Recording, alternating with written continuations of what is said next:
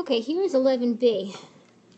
This is our rational inequality. It's a fraction. This is already equal to 0. If it wasn't, you would have to remember how to do that process by bringing the number over and combining your two fractions with a common denominator to get your zeros. This one's a little tricky. We got 3 zeros here. We got the top to be -1, and the bottom has 2 zeros. The x that's hanging out by itself is a 0, and the other x is 5. So we have 3 things on the number line that we need to check.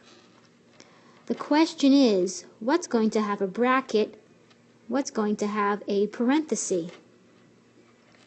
Please remember again that because x and x minus 5 is in the denominator, the 0 and the 5 have to have a parenthesis. You're not allowed again to have a 0 in the denominator. So we do know that these two are going to have parentheses on it.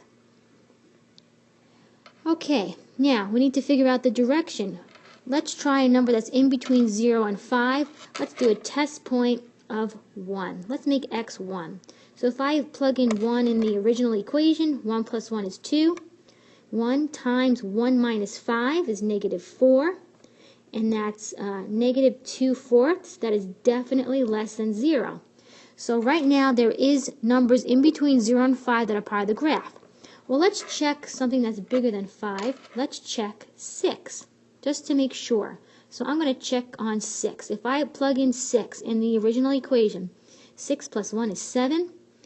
6 times 6 minus 5 is 1. Is 7, 6 less than 0? No, it's not. So right now we know that we have parentheses around the 0 and 5, and they are meeting.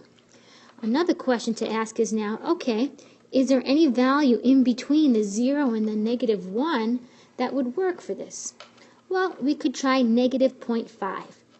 So if I was to take -0.5 or -1/2 as an x and actually test that point in the original equation, -1/2 plus 1 is 1/2, and -1/2 times 0.5 minus 5 is -4.5. Okay, so I have 1/2 on the top, -1/2 times -5.5 in the calculator comes out to +2.75. Then I divide and I get a small decimal of 0.18. That is definitely not less than 0, so we know it's not in between 0 and -1. Is there a bracket or parenthesis on the -1? Well, if we go back to the original equation, it has an equal sign there. That means it's a bracket going the other direction. And again, you could test point x equals -2 in the original equation to see if it works. -2 plus 1 is -1. Then it's -2 times, what's -2 minus 5? -7. -1 over +14 is definitely less than 0. So the following is the solution for number 11b.